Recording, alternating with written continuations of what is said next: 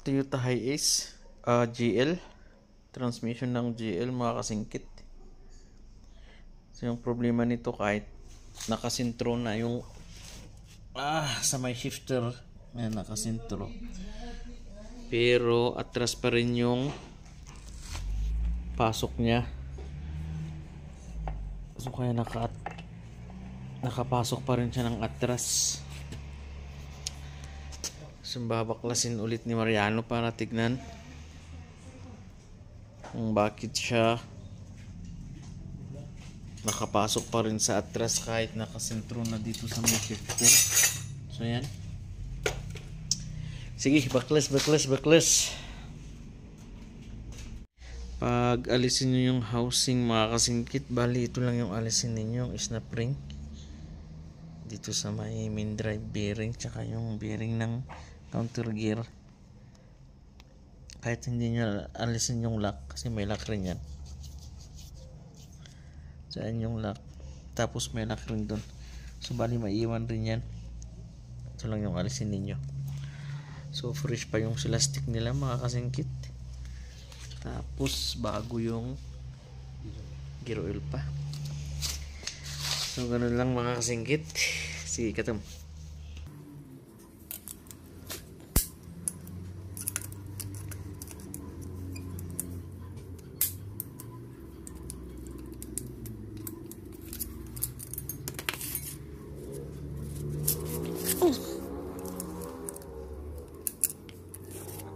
Pag naalisin na yung snap ring, pwede nyo siyang alisin.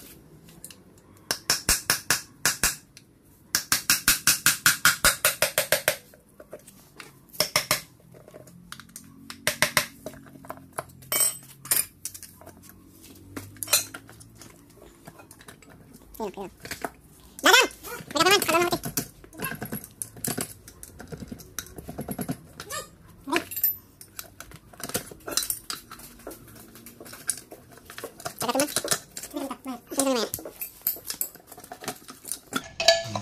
Kung ano katanong ka kailangan.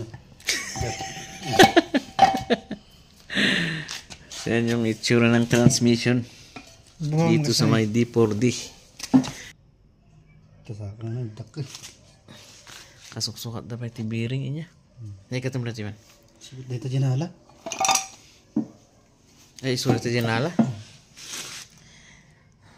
So ayan mga kasingkit, nakapasok siya sa atras. So dito, pag nakita nyo yan, naka-neutral.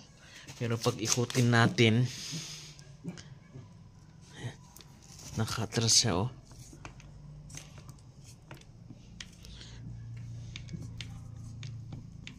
Yung ikot ng atras, guys, pag inikot nyo dito sa main drive, iba yung ikot sa likod. Pag ginaganon natin, iniikot natin dito, yun, iba rin, hindi siya sumusunod, counter. So i-check muna namin kung ano yung dahilan bakit siya nakapasok sa atras. So bali yung rod na to mga kasingkit, ito yung atras tsaka kinta. So yan, kasama niya to. So ito yung atras natin, ito yung idler, tapos ito yung asawa, ito yung atras, yun. Tapos ito rin yung kinta. So i-try natin ipasok siya sa atras. So i-cambio natin sa atras na. Mali ka. Suruan nila.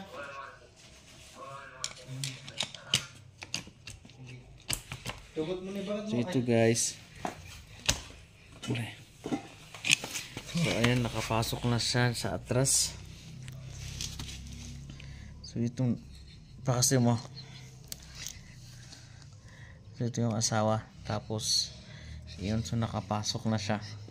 Tapos ipus-ipus yung makita tayo. Netan lang may sa ipus-ipus mo rita. So yan, nakapasok siya sa atras. Pag atras kasi mga kasingkit, iba yung nakakontra dito sa likod. So ngayon i-neutral natin. I-neutral natin pag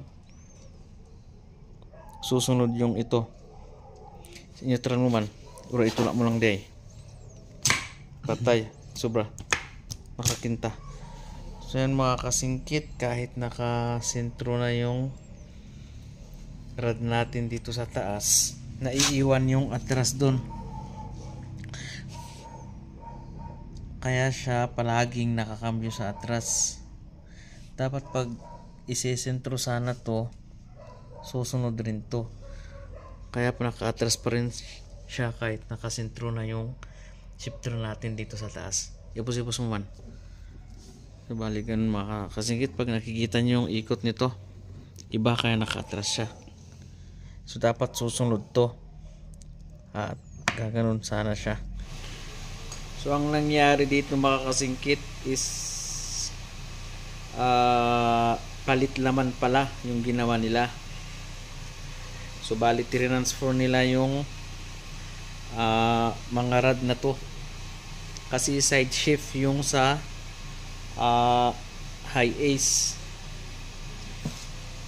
Ito yung dati niya. So ito side shift, pero ito side shift. Dito side shift. Ito yung floor shift. So yung laman lang kasi parehas. So transfer lang yung mga to. Kasi pag side shift kasi dito siya. Ayan. Pero pag yung floor shift dito siya sa likod. So ito yung kinuha, pinunta siya dito. Yung problema nila, hindi nila kinuha yung ito. Dapat nilipat rin nila rito. So bali iniwan na nila to, yung sa may atras, yung nagtutulak sa atras. So yung gagawin namin, kukunin namin yung ito para asawa, para parehas na pupunta siya rito. So itong buo na transmission galing to sa floor shift. So ito hindi yung original niya. Ito galing dito sa dating transmission. Kaya nilipat lang nila dito. Pero ang problema, dapat ito nilipat rin nila dito sana. So nag-stay pa rin yun. Kaya iba to. Iba yung ganito. Hindi sila match dito. Kaya naiiwan yung atras. So yung gagawin namin ngayon, ililipat nilang ulit. Okay, baklas. Yan guys, bali natanggal na namin. So ito yung dati. So bali wala na to. Wala na yan. So yung ikakabit natin is ito, yung galing sa dati niya. Tapos yung mga bulitas, pati yung mga to. So bali nakabit na namin mga kasingkit. So ito yung kinuha natin sa isa. So bali ito scrap na yan, dyan na lang. See, testing natin. So pag i-atras natin, dapat pag nakambyo to ng atras, dapat pag isisintro hindi siya maiiwan, dapat susunod rin. Si kambyo siya atras. See ba? Pusipos mo. So ayan. So nakambyo na natin ng atras. Ipakita tayo. So naka-engage na siya. So dapat pag isisintro natin, sasabay sana to, hindi siya maiiwan. Sige, sintro man nita. So ibabalik natin sa sintro. Doon nga ibang na medyo natangkan. Nasobraan. So ayun mga kasingkit, okay na siya. Kasi sumusunod na yung gear. Hindi na siya yung naiiwan. Minsan pa ikambyo. Yun, atras yan. Sige. Sentro. Naka-atras yan. So isisintro natin. Isisintro niya, tapos titignan natin kung susunod tong gear. Yun. So bali sumunod na siya, so ayos na. So bali ito lang yung kulang. So bali ito lang yung hindi nila nailipat. So tama naman yung ginawa nila. Ito lang yung nakalimutan niya, nakalimutan siguro. So yan mga kasingkit, ililinis lang nila, tas i-assemble. High is pala to. Sige, sige. Okay na.